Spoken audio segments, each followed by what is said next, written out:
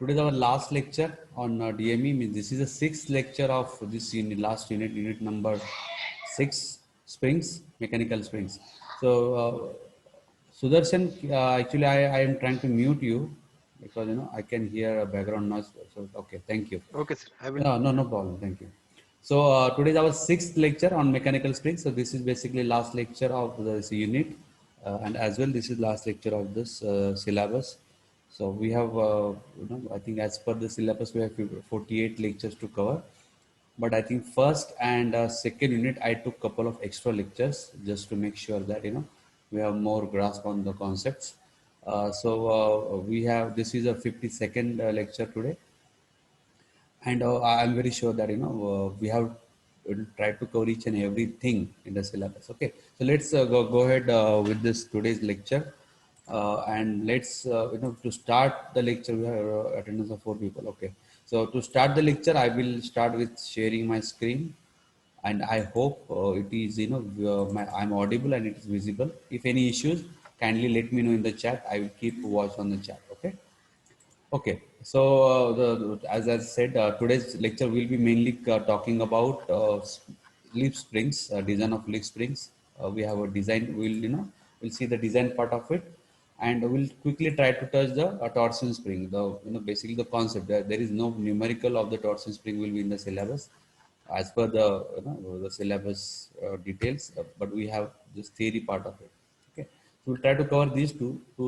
To quickly go over what we covered, we started this unit number 6 with the understanding of the springs. What are springs? What are different types of springs? Why springs are needed?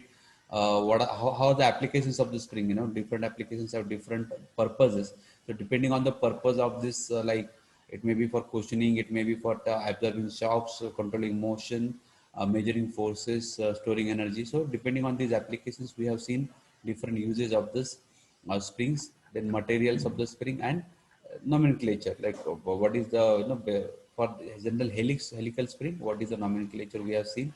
Lengths of the springs, free length, compressed length, solid length. We used it in numericals as well. Okay. Then we have seen styles of the end. We have this. I use this also in the numericals, and then we started with the design, like with the stresses and deflection equation. So helical spring will be going under torsional shear stress, but the torsional shear spring will undergo bending. So these are something which you need to remember. We talked about it, and we'll talk about it again with the second topic of today's lecture. So we have seen the primary shear, secondary shear, direct shear, and shear because of the torsion on the spring, and depending on that we use the is for the design. Then we have seen the design approach, then the design of the helical spring. What are the different steps we will be taking? We have seen all these 10, 11, I think 15 steps are there, and using these steps we have seen we have taken couple of numericals and seen how to do the design of a spring for a general helical spring. Then we have seen concept of if the springs are in series and if springs in parallel, how to find out the effective stiffness of the spring. For if the spring is in series, then the stiffness is basically 1 upon k is equal to 1 upon k1 plus 1 upon k2, like that. And if it is in parallel, they will simply add k is equal to k1 plus k2. Then we have taken couple of more numericals. Concentric springs, if we put spring into one into each other, it becomes a kind of parallel spring, but it has a different kind of purpose. It can take more load, it can have work as a fail safe spring, and also if the lengths are different, then we'll have different kind of deflection nature of the spring. So we have seen that also, and also concentric spring. I think we have taken a numerical as well, right, for the concentric spring. Like, and then last lecture we have seen this what is surge in the spring. If the natural frequency of the spring matches with the external application cycle frequency, then there will be a huge what you can say deflection or huge surge in the spring, and which will basically it may ultimately result in a failure of the spring.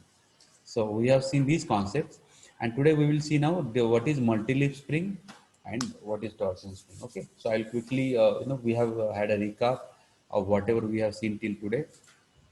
So what is a leaf spring? Actually, in design, actually, we will just try to find out, what are the different dimensions, and how to, basically what the concept we'll be using is that deflection of all the leaves are same. But before that, let's try to understand what is a leaf spring. The concept is basically like our, if swimming in the swimming pool, there's a diving board, okay, on which the swimmer, the person will stand there, and then he will push it down. Then because of the rebound action, it will go up. He will keep doing that like that, so that the energy is stored in the diving board, and then he will give a final push, and then he will that person, he or she will jump in the water. So that same concept of diving board is used in leaf spring. Like here, same like, we'll be having, at the middle of the leaf spring, we will be holding it, and at the end we will try to apply the load. So because of the load of the body, or load of your vehicle, or the load of any machinery, it will push it down, but spring action will push it back. So energy is stored in the spring. So like that, it will have a spring action. So how it will basically work? We will have what you can say. There are different lifts, or a rectangular plate is there. Okay, of which width is less, length is quite high, and on the end of the plate we will put the load. Okay, and at the center we will have, basic load will be transferred to the wheel, or any other thing like where you want to transfer the load. But we will be giving them a semi-elliptical or elliptical shape to these leaves. So because of that, what happens, if you look at the diagram, I will enlarge the diagram. So what we will do, there are many these kind of leaves will be there. As I said, what are leaves? Leaves are generally rectangular plate having a greater length compared to the width, right? So, and we will be giving them a curvature or elliptical shape. So because of that, what happens when the load is applied at the end of your leaf, it will try to straighten out, right? It will try to straighten, and it will, in that, it will store the energy, right? And because of that storage of the energy, it will have a spring action. Okay, that is the basically concept of the leaf. But just to take the heavy load, we will not have one leaf. We will have multiple leaves, and they will be, we will join them with some clip. Join means we'll put them together, so that the load will be taken uniformly by different springs. So for that, we cannot have same length, what you can say, leaves. So what we'll do, we'll gradually reduce the length of the leaf, so that the top of leaf will be having the maximum length, and it is called as master leaf. So at the end of the master leaf, we will have what you can say, eye made, or the circular shape made, and it is called as eye of the your leaf spring. What is eye? Because in that eye we will be having some kind of what you can say, a mechanism which the load, which we can simple, what you can say, bolts will be there, so with which basically load will be given to the spring, right? Are you getting my point? So what will basically, they, but instead of one, we may add a couple of more these full length leaves at the top, so that the load taken by the full length is actually more. We'll prove that load taken by the full length is more. So we'll have two to three full length leaves, right? But the topmost will have only eye. Now because eye is there, because to take the load, right? So the load will be taken by two ends. So whatever load is there, it will be divided by two, right? So that load will be taken by full length leaves, and then slowly we will reduce the length of the leaves, so that the center, the bottommost leaf is the shortest, right? And then we'll put all those leaves together with a U-bolt and center leaf. Okay, so this is how the mechanical. You must have seen it in a, railway, what is it, railway wagon, or a heavy truck. Though they don't have the regular helical spring, they have this leaf spring, because they can take a huge load, right? So basically, this is how the what is the design or structure of a leaf spring look like. Now we will see how this load is taken care by, how the load is carried by the leaf spring. Okay, but I am hopeful that you have understood what is a leaf spring and how it takes the load, right? So okay, so before going in the design, I would like to show you guys a video. Let me open, so that you guys are clear about the working of a helical spring. So my video is opening. Okay, by the way, I am using my phone's internet, because we are having issue with the internet on my PC. Uh, so I am connecting using my phone net. So if there is any lag or anything like that, please bear it for today, because I would like to finish this lecture, and that's why now I'm using my phone's internet connection. Okay. So let me just no. Oh, where are we? Okay, let me just.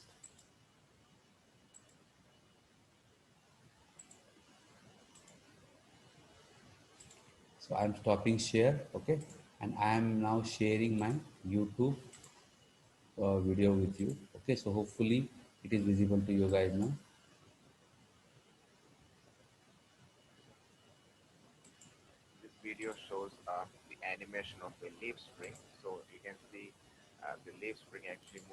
Sir, video is not visible. Yes, yes. I'm just trying it. I'm just trying to share.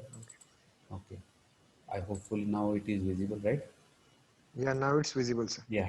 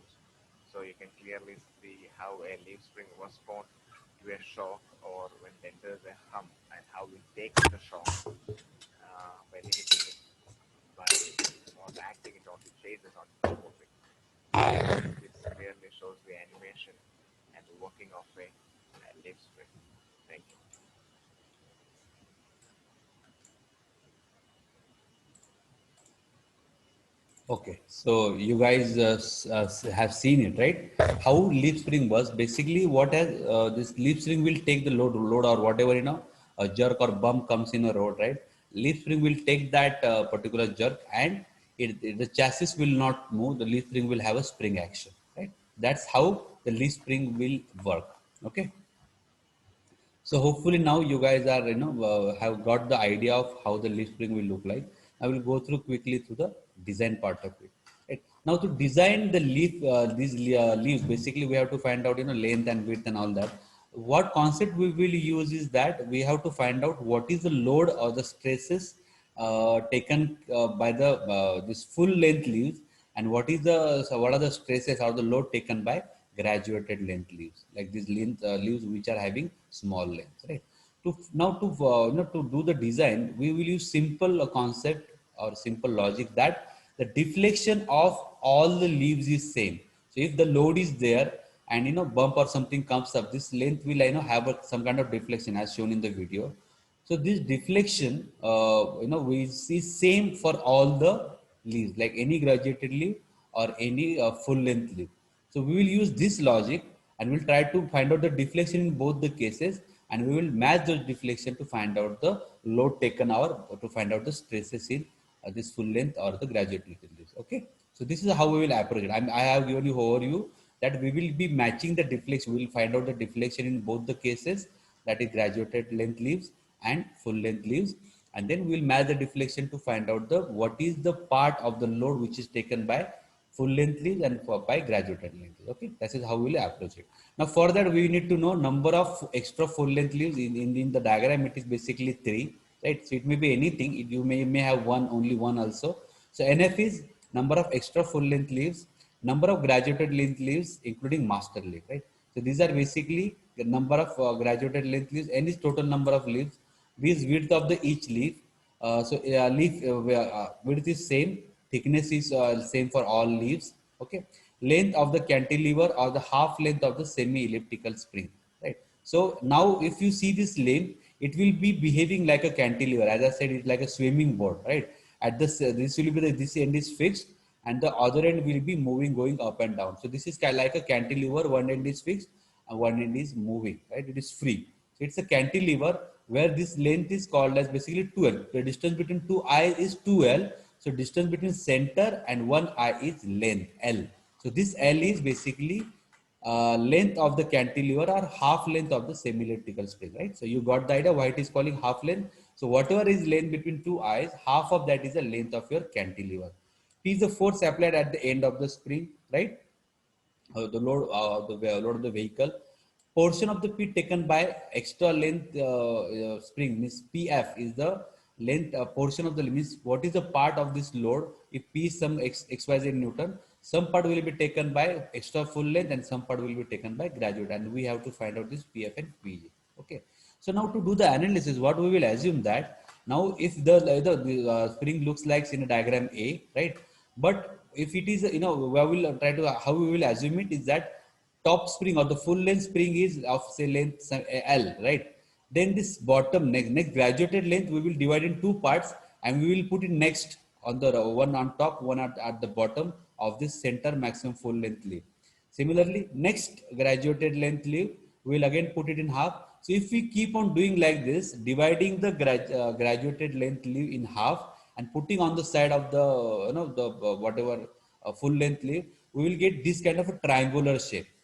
To make our calculations easy, so we can assume now this we have what you can say spring or a leaf of a triangular shape of uniform strength, right? This is just to simplify our what you can say calculations, right? So B is basically width of the plate, right? So B by 2 will be the on the top and bottom width of each what you can say small leaves, okay, graduated leaves. So if Ng into B, now what is Ng is number of graduated leaves, right? Including the top leaf. So that Ng into B will be the total width at the bottom of the triangle. Okay. Now how it comes? Because if there are Ng number of leaves or the graduated leaves and B is the width of each leaf. So Ng into B will be the bottommost portion of your triangle. Okay. So we got the dimension of this. We know length is L of the triangle, base is Ng into B. We can do the calculation. H is the thickness of the each leaf and B is, sorry, T is the thickness of each leaf and B is the width of the leaf. Okay. Now the bending stress. Now we are starting the design part. The bending stress is given by sigma B of the graduated. So it is graduated part. So we will use sigma BG is equal to MB upon MBY upon I. This is a bending equation. M upon I is equal to sigma B upon Y. Right. So MB is what? PG into L. PG means load taken by graduated part into L is length. Right. So we were talking only about the graduated part. So that's why PG into L, load taken by graduated part, into L is length of the top spring. Right. So that is the moment taken by this spring. T into T is the basically it is where the T is the thickness where the stresses is maximum, top and bottom portion. So T2 is by the T by 2 is the Y, and I is now basically it is a rectangular shape. So I is 1 upon tail BD cube, right? So B is Ng into B, this part, right? And this is BD cube, T is your thickness, right? So this is basically, this is the moment of inertia about this axis, horizontal axis, right? So 1 upon 12 B into D cube. B is Ng into B, and this is T is your, basically it becomes your D, right? So this PGL up into T by 2 upon 1 by 12 NGB into T cube will be your stresses in your graduated part, right? So solving this equation we get, this 12 will go up, then this 2 will multiply it, so it will be 6 PL, and this T will be cancelling out, so it will be T square NGB T square. Okay, so this is how we will get it. How it will go up, it will be multiplied by 2, so it will be 6 12 upon 2. Then this T and T square, so T cube, this will become T square, so we will get 6 PGL upon NG BT square, right? So this is the stress in a graduated part, right? Bending stress. Now the deflection is, by, if you know the use of SOM logic for the cantilever, the deflection of the graduated part is given by PGL cube upon 2EI. That is the equation for that. So now I is, again we will use the same NGB into T cube, right? And E is modulus of elasticity. So that by using this we'll get deflection of the graduated part 6 PGL cube upon ENGBT cube, right? So this is stress, this is deflection. Okay, so this is how we will do it. Similarly, for now this is only the graduated part. Now only for the full part, only the full length, if you consider only the top full length leaves, there again we'll use the same approach, MB upon Y. So for that, PF into L, load taken by the full length leaves into length into t by 2. But now here nf into b will be your what you can say total number of full length. If there are three, this will be 3 into b will be your width of your total full length cantilever into t cube, and this will be 6 pf l upon nf bt square. Similarly, we'll use again same formula pg l cube upon 2 ei, right? So this is for full length leaf. It is given by we get the deflection of the full length part is 4 pf l cube upon e n f bt cube. So we have found out the stress in graduated part, deflection graduated part, right? So similarly, deflection in the full length and stress in the full length part. Now we know that when the spring is deflected, now this spring is deflected, the deflection in all leaves is same. So we can compare this deflection of the graduated part and deflection of the full length. If we match those, because those deflection will be same, then we will get load PG taken by graduated upon load taken by full is 2 ng upon nf. So it is 2 by 3 a number of graduated leaves upon number of full length leaves. So that is the ratio of these two loads, load taken by graduated part, load taken by full length. But we also know that load taken by graduated plus load taken by full is equal to total load. So we know now a ratio of these two loads. Also, we know the addition of these two loads is P. So we can calculate this PF and PG, load taken by full length and load taken by PG. And if we put it back, we'll get load taken by full length spring is 3 NFP upon 3 NF plus 2 NG, and load taken by graduated is 2 NGP upon 3 NF upon. So denominator is same, numerator is different, right? So substituting these values, these are the now loads taken by. If you take a close look at here, right? So this load taken by full length is more than load taken by graduated length. So if we put this back in a stress equation, right, sigma b. Now we know PF, so we can put it back here in this equation, sigma b equation, right? We can put these values and we will get sigma stress in graduated part is 12 PL.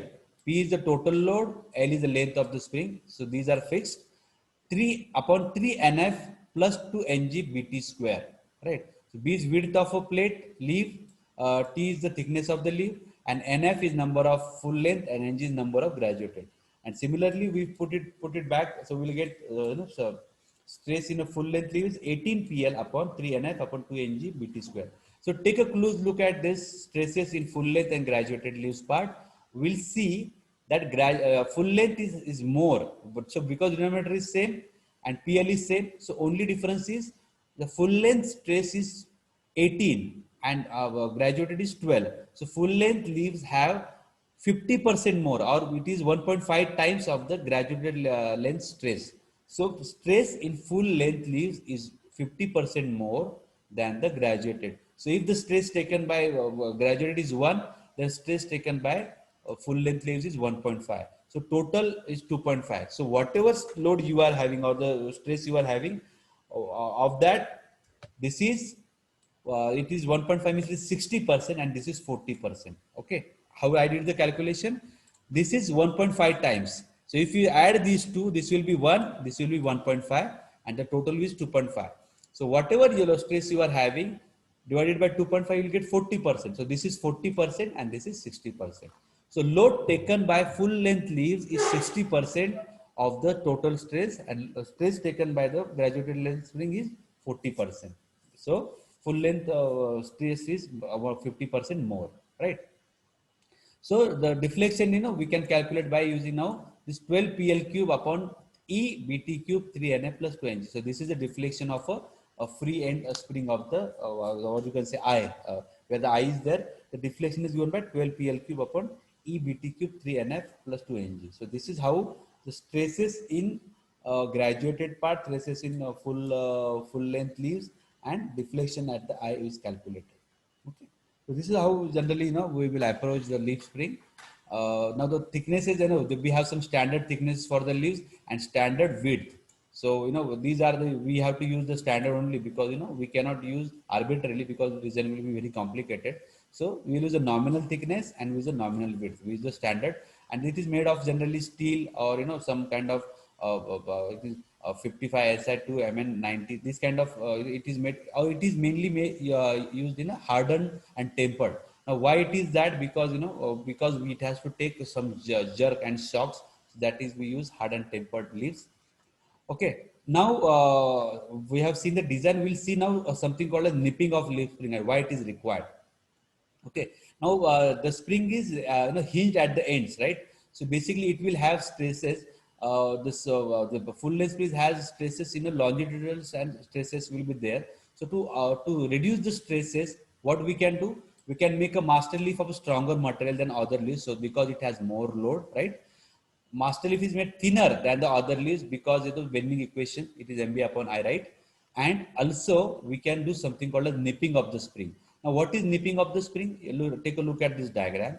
What we will do, this spring, when the load is applied, right? When the jerk is comes from the road, the spring will be changed from semi-elliptical. It will try to change the straight shape, right? So what we will have a pre-stressing, that we will bend it and we will have it more curvature, right? So it will have this shape, the bottom shape to the spring before even having the load. Okay, I will again repeat. This leaf spring is having a say master leaf is having a semi-elliptical shape, right? So when the load is there, when the load comes or shock comes, it will try to change its semi-elliptical shape, and this I will be pushing it down, and it will have a straight shape, right? So how we can make it more load effective? We can make it more curved shape, right? So because of that, what happens when the load comes, it will try to be in a original shape. So with the load, first it will come to its original shape. So it is pre-stress, it will be zero stress, and then it will be stress in opposite direction. Are you getting my point? So we'll have something called as pre-stressing or the nipping of the string. This gap is called nip, and this because of this nipping, when the jerk comes, first it will try to be its normal position, right? So because of that, it will have some zero stress, and then it will again go in other direction. It will have opposite stress, right? So this nipping will help to take more load because it is pre-stressed, and because of the load, it will be from opposite stress. It will come to zero, and then it will go in a one other stress direction. This thing is called as nipping of the spring. Okay, and this gap between the design or the elliptical shape and when you do press tracing, this gap is called nip of the leaf spring. Okay, so this is how we can use greater radius of the curvature to take the more load. Okay, so this is about the leaf spring. Okay, so if you guys are okay, then we will start with the last topic. We are only theoretical part of it, something called as torsion spring. Okay. Now, torsion spring, you must have seen it many times. The hook we use in for the stand. Where we dry our wet cloths, right, at home. We use some clips, right? Those clips have this torsion spring, or in the door hinges we have this torsion spring. It is used in many places like clamp or mouse trap. There we use this torsion spring. Now, this torsion spring is basically helical spring only, but instead of giving load actually, the load is given as a moment at the end of the what you can say the coil, right? So if you see this spring like here, we will be giving the load. Load will not be at the center; it will be away from the center, and we will give the load as a moment. Load into this distance from the center of the coil. We can put load anywhere, right? So that distance between the center of the coil and the load is because of that there will be a moment, and this moment will be taken by the your spring. Okay, are you getting my point? So load can be here or load can be here, anywhere. But because of this load, if the load is not at the center, there will be moment, and this moment will be taken by the spring. So load can be in any direction. Either you will be pushing it inside or you will be pulling it. So if you will be pulling it, the spring will try to bring it back, right? Or if you are pushing it, it will again try to push it out. So depending on application, you might have any kind of application of this torsional spring. But as I stated in the very first lecture, torsion spring will not have torsional shear. It will be now going bending. Just try to imagine it is made of a very long rod, and you are trying to like a swimming board. You are trying to load the end of it. So basically, it will go under bending. So torsional spring undergo bending, and your helical spring undergo torsional shear. Okay, so this is important to remember. Again, I will repeat why torsional spring will undergo bending, because here you are not twisting it. You are basically trying to apply the load at the end. So if we uncoil the spring and put a load at the for top and of the for this end of this cantilever, it will be behaving like a cantilever and it will undergo bending failure. Okay. Right. So basically, this is how. That means we have to use bending equation for the torsional helical spring, and we use torsional equation, torsional shear stress equation for helical spring. Right. So what is bending equation? M upon I is equal to sigma B upon Y. So sigma bending stress is given by MB up into Y upon I. But because it is a spring, we'll have something called as wall factor into comes into picture. Now, what is M bending moment? It is P into R. R is radius of the coil. Or the distance of the load, right? So this P into R will be your bending moment. Your Y will be what? D by 2, diameter of the your wire by 2. And I is pi by 64, moment of inertia of the circular shape. Yes, somebody said something. Okay, I will be taking, Simran is asking DME sheets. I will be taking separate lecture once the syllabus is completed on the DME sheets. Okay, so I will have a separate invitation and I will take a separate lecture on the submission. That is the submission part. Let's not talk about it right now because I want to complete this topic. Okay, so I will talk about it separately. Don't worry about it.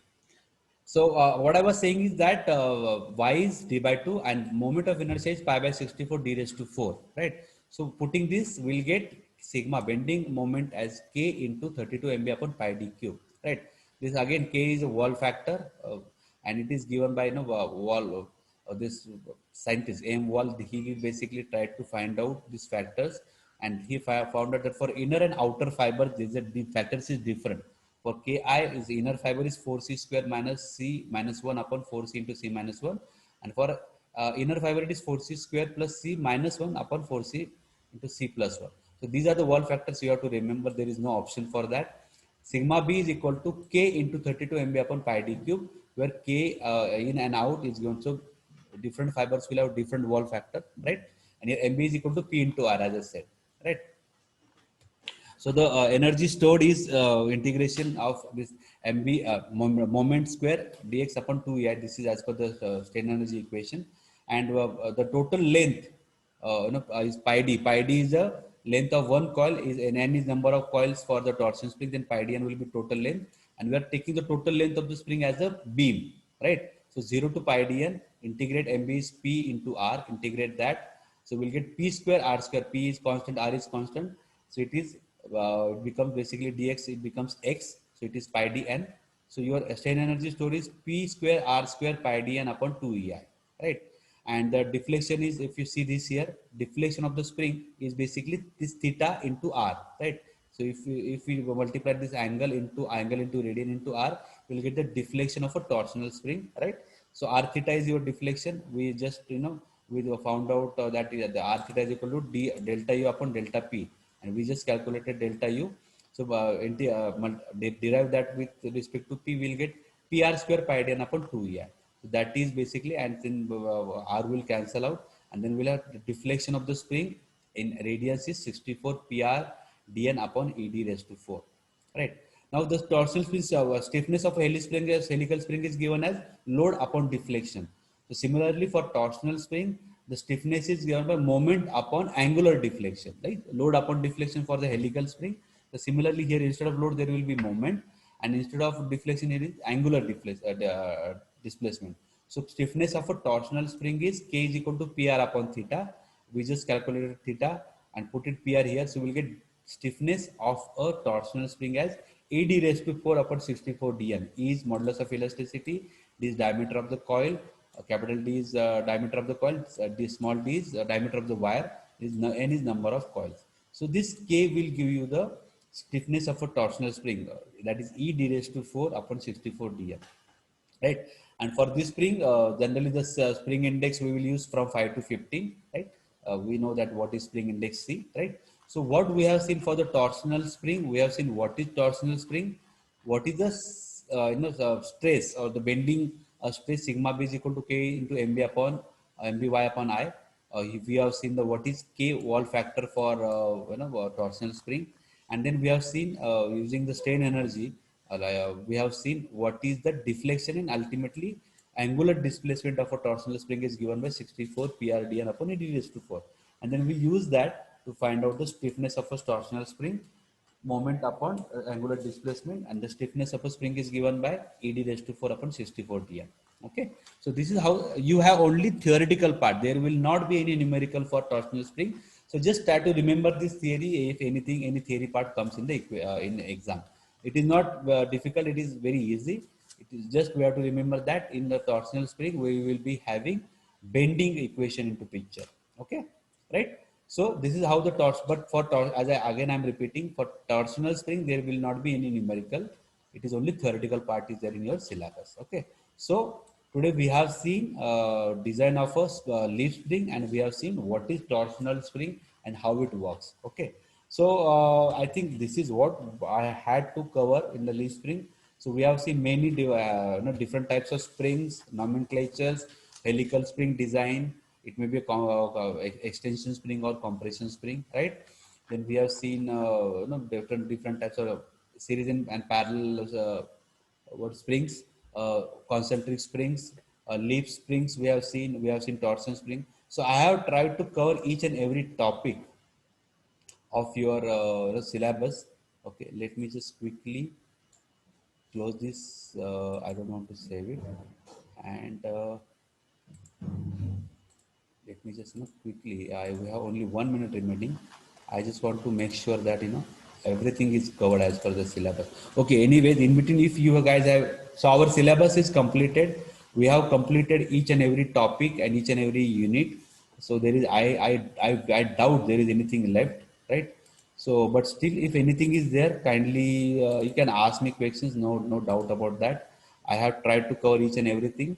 Still, if you have any query, you can anytime ask me. My videos are available on YouTube as well as in Google Classroom, right?